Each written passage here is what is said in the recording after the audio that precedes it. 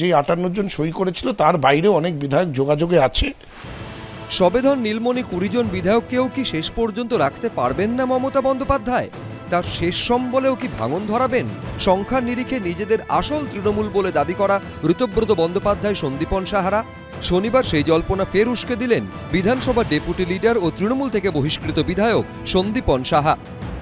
31 তারিখ যখন মিটিং ডাকা হয়েছিল কালীঘাটে 20 জন পৌঁছেছিল, আর 5 তারিখ যেই মিটিং ডাকা হয়েছে সেখানে 8 জন বিধায়ক পৌঁছেছে। এর থেকেই বিষয়টা পরিষ্কার হয়ে যাচ্ছে যে আগামী দিন যেই বিধায়করা এই 58 জনের মধ্যে নেই তারা কোন দিকে যেতে চলেছে।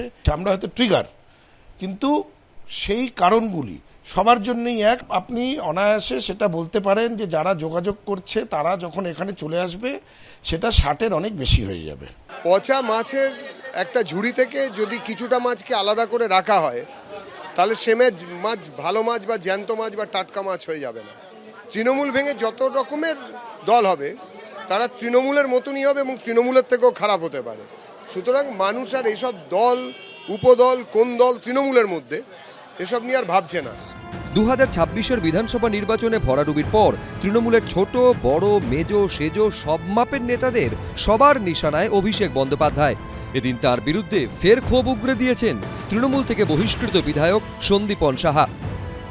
অভিষেক বন্দ্যোপাধ্যায় যেই হাই হ্যান্ডেডনেস নিয়ে চলেছে, যেইভাবে দলটাকে পরিচালনা করার চেষ্টা করেছে, তাতে আমাদের গ্রাসরুটের সংগঠন ছত্রাখার হয়ে গেছে।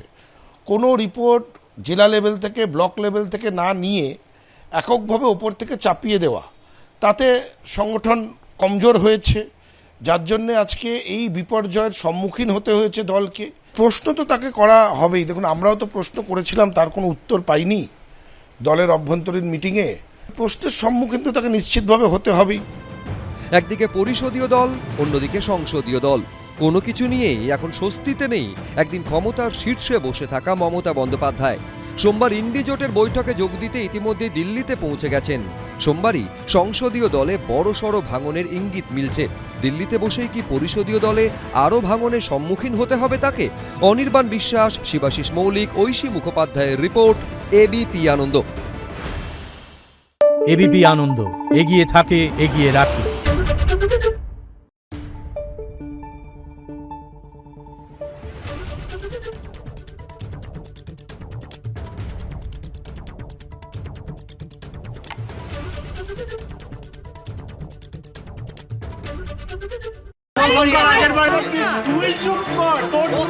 বাংলা ঝামেলা চায় না, বাংলা খবর চায়।